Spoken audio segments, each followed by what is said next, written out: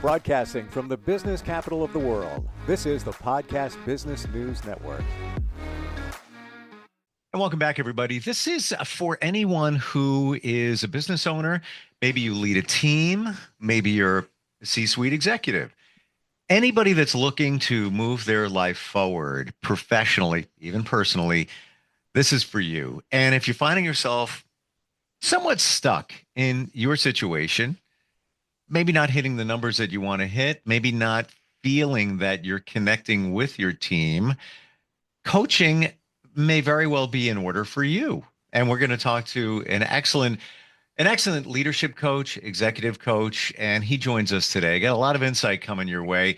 Reginald Bullock, we call him Reggie B, is on the program. How are you doing today, sir? I'm well, Steve. Thank you for having me. It's good to have you here. I'm very curious. You know, now that we've gotten out of COVID, things have kind of settled a little bit. Still working on the political transition and all of that. There's a lot going on in the world too. Right. What are you hearing overall, by and large, from the people that you work with? That's a broad question. So if I were to say, what am I hearing? Growth, development, change, work-life balance, how to manage through the different cultures and generations, and communication, because we're in such a virtual world, has taken over, whereas a lot of folks want to go back into the office. Sometimes it's lack of mentorship because it's not face-to-face interaction for that happening. So I'm hearing all of that. I'm glad you brought that up because I'm wondering, do you think that a lot of people thought, oh, the virtual thing, this is going to be great. It's going to be so much easier. And it really didn't turn out as they expected it to? Yeah, I think that the virtual platforms have their place, and certainly as a backup to not being in the office and in person, it works. But there's a lot of gaps that are created when that happens. For instance, communication is 80% nonverbal and 20% verbal. So if you have 25 people on a virtual platform and their screens are turned off, what type of communication is occurring?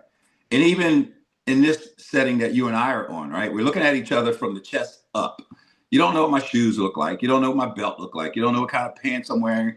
And therefore, that nonverbal communication is not occurring. The energy that radiates between two people on a screen is a lot different than in person. So I think that there is an impact. I'm not going to say that there is no place for it, but at the same time, the growth, the development, the mentorship, the training, a lot of that has created gaps as a result of the virtual. So now what you're seeing is the transition of leadership, looking for successions, and not a lot of people are ready to take over because they haven't been trained. They don't have the experience because you don't get that from your house. Interesting insight you have there, because a lot of social media is what we want the person to show us. And it may not be the reality. And even when you talk about Zoom video, to your point, if we were in the same office, you'd get full disclosure. Right. Quite honestly, I'm wearing a bathing suit and flip-flops right now. You never know. Well, I'll be honest. I'm suited and booted because that's how I've been trained. I got it. Same. Right. But you're not getting the big picture, for lack of a better description. But when somebody walks in a room, you're picking up the full, to your point, full energy, the total package, if you will, where, this is okay and this works in many regards, but it's almost like social. You're seeing what I want you to see, and vice versa. And we hope that it's a reasonable representation of who we are, but maybe it's not. But if I walked into that room where you are, you get me. There's no hiding. This is who I am, and that's it. And we're us. But you understand what I'm saying? It's almost like follows social media in some regards. I do. And often leaders have to get it right. Yeah.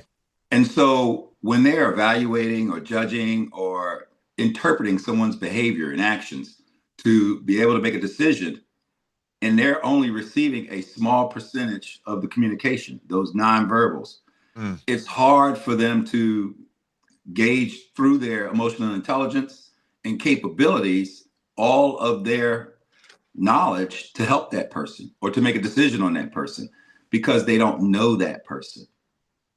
A And great point. that's one of the biggest challenges I see in leadership. They don't know their people. Mm. In this regard, you're not getting all the information. Right. You can't deduce everything because you don't have all the pieces. So you have to make a reasonable using your instinct and intuition. Uh, for you on the coaching level, what brought you here, Reggie? I think it's sort of evolved. I spent 30 years in the Air Force. So part of my career, I was in training. I was officers training school instructor. And I found myself in a lot of leadership positions where I was actually mentoring people and being mentored and being coached. And so the growth and development in the military is very deliberate. And I appreciated that. But what I had noticed is over time, I had been coaching and mentoring people. And so as I transitioned out of the military into the corporate world, I started thinking about my own practice. What am I going to do when I grow up? And at that point, I went to Georgetown University for their professional coaching program, learned a lot more about me than I expected to learn about me, and realized how screwed up I was. Had I known then what I know now, I'd be different. Mm. And so the transformation that occurred in me just from being a student, I realized I was missing a lot. So as I walked that path of coaching more and more, I somehow got good at it. And the clients that I had appreciated the work that I did. And I felt it was needed to the point that it became my purpose of helping people. And so the more training I received in PQ and EQ and strength training and Myers-Briggs and all of those types that helps a coach, to have tools to help their clients, the more I learned about me. And then I started reflecting on other people. At that point, I said, I can do this. And that's when I hung my shingle and became G-Town LLC and Reggie B, Reginald Bullock, Coach Reggie, whatever they want to call me. But the goal is to help people because I like doing it.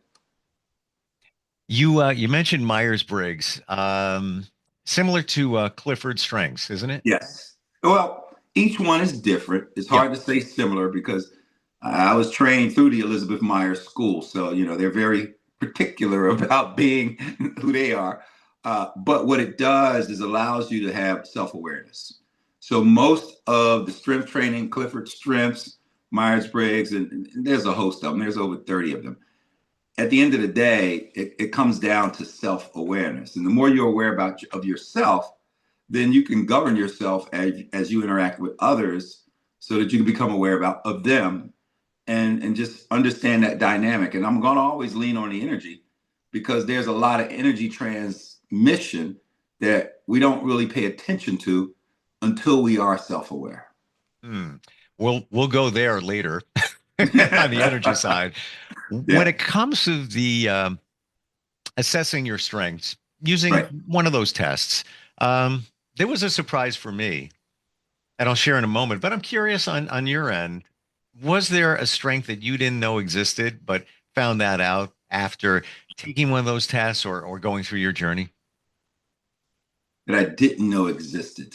Yeah, or you didn't know it was so much in the forefront. We all know kind of an area of where our strengths are, let's say our top 5, 10 strengths, but maybe one was higher than the other. So the challenge with that, the short answer is yes. But the challenge with that, I grew up dyslexic and illiterate. So I wasn't as smart as some of the other folks. So therefore, when you don't know, and you discover something, I mean, that's awesome. So for me, I kind of knew I know who I am as Reggie in various strengths. But when you label it, it takes on a whole different persona. When Mm-hmm. you label someone as extrovert or introvert or commander or feeling versus thinking, perception and intuition, and you're able to drill deep into those different traits or characteristics, well, now you can figure out how to use them deliberately and intentionally. Whereas prior to, you were just being you and you didn't know it was a strength. And just because you call it a strength doesn't mean that you don't have other capabilities. For instance, in the Myers-Briggs scale, we all are familiar with introvert versus extrovert. A person that's introvert doesn't mean they're 100% introvert. It just means that's their preference. So they could very well be 60% introvert and 40% extrovert, and vice versa, or 80% and 20%. And so as you label those various traits and characteristics, you also drill deep into figuring out I don't want to say percentage, but the amount of preference you have towards that. And sometimes how much of that radiates out of you intentionally or unintentionally, because the unintentional might not necessarily be a good thing. So now you see what you can work on to simmer that down a little bit. You Sure. may have anxiety. You may have other types of characteristics that causes you to peg in a different area that's not so good. And you may need to simmer that down a little bit. So when you identify those characteristics, in your term strengths, then you get to see those and you're able to now figure out, how do I work on that? Taking the Clifford Strengths test, and I'm on the board of the Girl Scouts, and we were doing a retreat, and they said, before you show up, everybody, let's take the test. So Right. I'm laying in bed the night before, it's late. I'm like, all right, let me just do this. How accurate it's going to be. Very insightful. And I'm usually the person that calls other people out and say, do you realize you're an empath? No, I have a friend who's a nurse, and every second day she needs to take off because she just drains. I don't know what it is. Like, because you're taking on other people's energy. You need to recover. You need to realize that.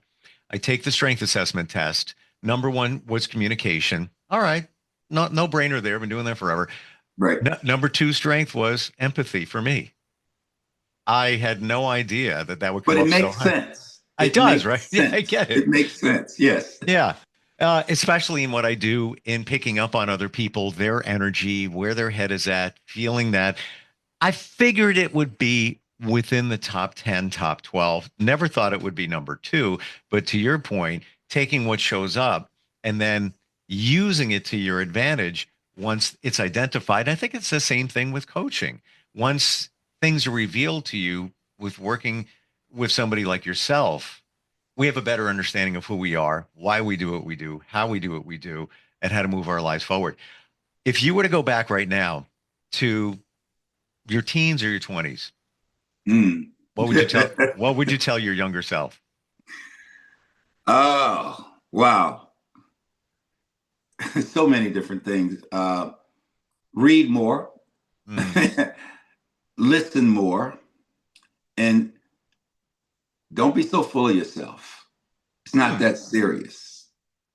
Yeah, I was pretty obnoxious. Not obnoxious. I think I was cocky, arrogant, and just thought I was it. Right. Interesting. And so often I tell people, you're not the only one in the room, and everybody's not like you. And based on the 16 parts of Myers-Briggs, or the 16 types, I'm just one type. There are other types. There are 15 other types who are equally as responsible and deserve the same opportunities that I deserve and the same time in the room or in a meeting. It's not all about Reggie. And so therefore, in coaching, we learn this thing, this tool we use on ourselves. It's called 3 before me and 4 before more. And 3 before me means once I say something, once I speak, I must shut up and let 3 other people speak before I speak. And then 4 before more is after I speak, then I need to shut up and let 4 people speak before I speak. This is good for people in meetings who just can't help themselves. They got to jump in. And extroverts, have a tendency to do that more than introverts. And so it's a way to govern myself. So in my 20s, in my younger self, I think I could have used some of those tools to just shut up. Yeah. Now, deep question coming. Uh-oh. I thought that one was deep, but go ahead. I roll deep. Reggie, do you think that because you revealed, and I appreciate your transparency, you had some challenges that you revealed a little while ago. Do you think that you wanted to be the center of attention and didn't shut up, as you said, because maybe you were doing that to make up for those other challenges? Definitely. Okay. I was overcompensating, Hey, I Sure. was a New York DJ for a while, in New York City, right? And Mm. I loved the spotlight, the limelight, the attention. I was a model. And so a lot of those things that I did put me on stage, put me as the center of attraction. Of course, DJ, you're it, right? And I was in a major club called Leviticus International at 34th and Broadway. And so I believe part of it is my desire to do it, my ability to do it, and the challenge to learn everything else you need to do. But the other is because I lack in other areas, like I said, I was dyslexic, illiterate, and a few other things coming from the Richard Allen projects of Philadelphia. I wasn't that knowledgeable. And so in order to Mm. compete against people who are knowledgeable, who are well-read, who do have access and exposure, then you do I don't want to say overcompensate. You do what you have to do to compete. And part of that just made me feel the way I felt of confidence, as opposed to not having any confidence at all. And all of those cultural elements that I had to grow up in became a detriment to me as opposed to a motivator. Mm. Deep question number two. Uh-oh. What did you learn from your father? Well, nothing, because I never met him. Mm. I grew up without a father. So my mother got pregnant in her first year of college. He basically said, I'm not the father. And I didn't even know his name until I was around 15 or 16 by accident, looking at a birth certificate, sneaking around my mother's bedroom. And she just had energy of me not meeting him. So I can't say that I learned anything from him. I'll say I've learned a lot as a result of him. And that's why I wrote my first book, Father to Son, The Guide to Growing Up in a Difficult World. And what I learned was that it's important to have a father. It's important to have someone of a father figure to help navigate. And I didn't have those types of things, from my father. And therefore, as a father, it was important for me to make sure I had that for my son. And I help a lot of other young men, right? I mentor a lot of people. Yep. But yeah, that's a deep question, because never met my father. Don't know well, I know who he is now. Didn't know I had two sisters and a brother until about 10 years ago. So yeah, but again, self-awareness. Yeah, I gotcha. And we have some parallels here. I knew my father, spent some time with him, only saw him maybe once a month.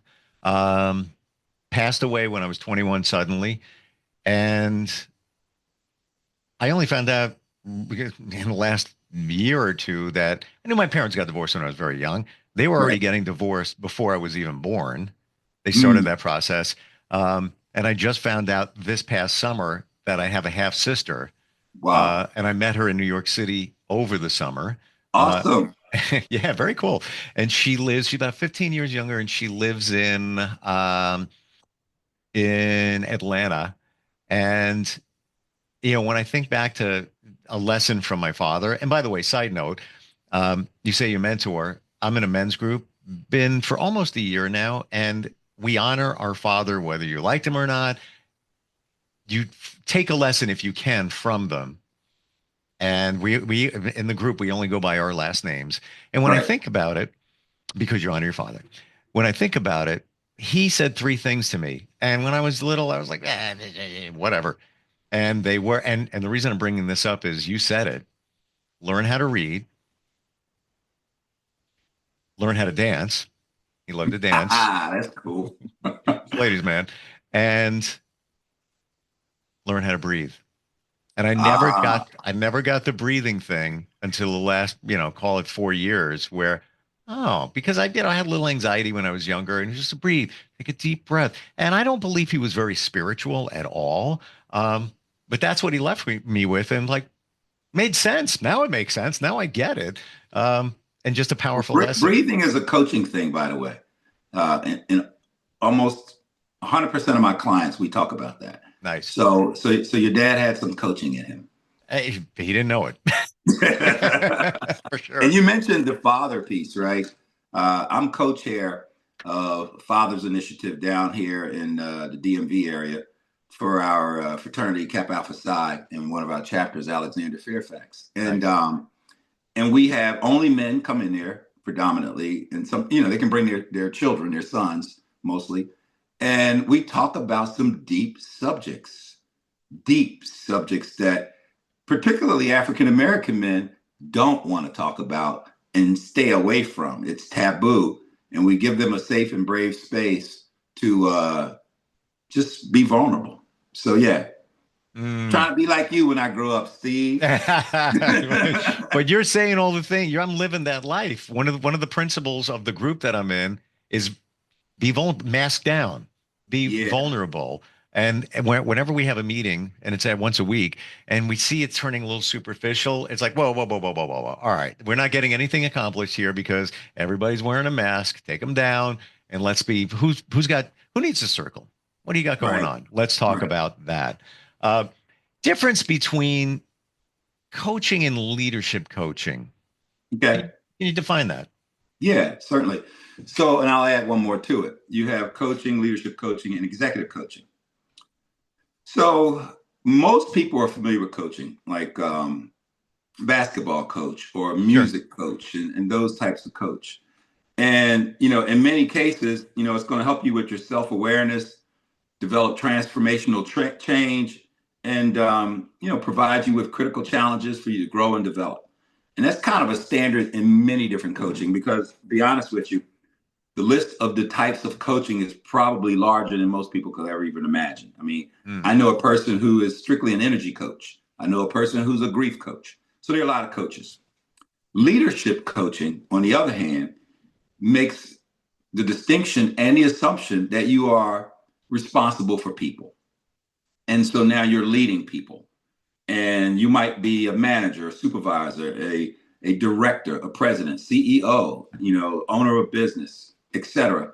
But you have a lot of people under you, whether it be 5 or 5,000, right? And so you have a responsibility. And I'll just throw my leadership mantra out there, and that is people don't care how much you know until they know how much you care.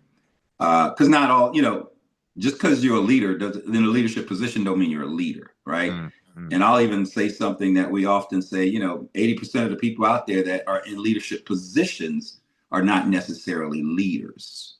And so to that end, there is a distinction between leadership coaching because you are coaching leaders to be leaders and you're coaching leaders in their own headspace and on their journey of leadership. Leadership is a lot of work. It's a journey. And they may not know that at the time. And so depending on where they are in that continuum of being that leader, a coach works with their clients to be able to become a better leader. My last book, Become the Best Version of Yourself. So now executive coaching is much different because often executive coaches are those multi-million dollar and even billion-dollar CEOs at the highest level of executive. And, it may be global, Jeff Bezos and, folks that are really responsible for not just people, but a company, a business, a product, a service that's impactful worldwide to so many people, not just responsible for their employees. And so their level of responsibility and challenge is even, I'll say, heavier. And I was going to say different, but it's heavier. And the responsibilities, the list of responsibilities are so significant: money and budgets and people and politics and all of that stuff. So those are the three distinct coachings that I do. I do more of leadership coaching and executive coaching than I do the other coaching. Although I'm certified. I am certified through the International Coaching Federation, ICF, at the PCC level, professional coaching certification. And soon I'm going to be MCC, which is the master coach. It's the highest level of coaching certification you can get. But I still prefer the leadership environment and the executive environment because I spent a lot of time in both those environments. And so, the difference between coaching and consulting, sometimes they want me to take my coaching hat on and put my consulting hat on. And because I've lived in those environments, I can do so. But to stay in just the coaching environment, I'm not trying to teach somebody the basic stuff. I love leadership. I'm a student of leadership. So that's why I prefer to be in that domain. Love your passion. Yeah. Your passion shines through for what you do. You. Really does. We're out of time. I have to tell you, refreshing talking with you, Reggie. And I very much appreciate that you get the energy thing. It's multifaceted. And when you add that to the coaching aspect, and I would love to dig deeper into that next time we get together. Can we do that? We can talk about that during the next session. That'd be fantastic. How do we find you? If this is resonating with someone, maybe they're trying to up their game, they have questions, how do they find you? So I'm easy. I'm Reggie Bullock, right? So www.reggiebullock.com. It's that simple. Just type in www.reggiebullock.com or Google my name. All my books will pop up. I have an agent that takes care of my keynote speaking engagements and things like that. Mm-hmm. So, you will reach her on the website.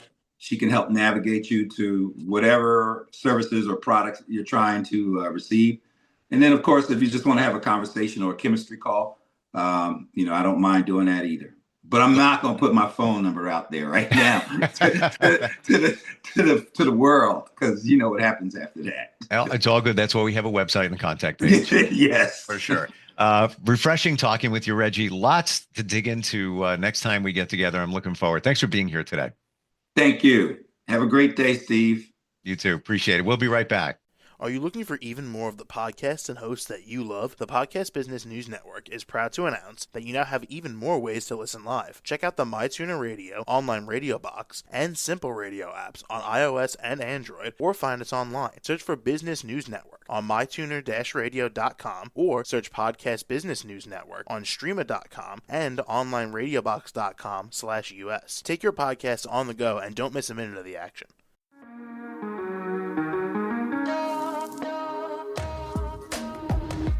Broadcasting from the business capital of the world, this is the Podcast Business News Network. For nearly 2,000 severely injured veterans, everyday life has become filled with barriers. Day-to-day simple tasks can become pretty daunting. I have to carry my chair up 2 flights of steps or have somebody do it for me. What scares me the most is just the falling. When I'm struggling with my house, I think, to have that one great barrier just knocked down, it's crucial.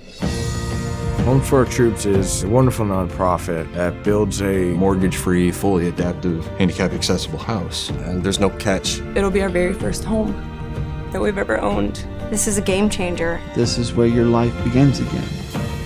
We need you to join us in completing this important mission. Please visit hfotusa.org and help build homes and rebuild lives. Because of you, everything's going to be okay.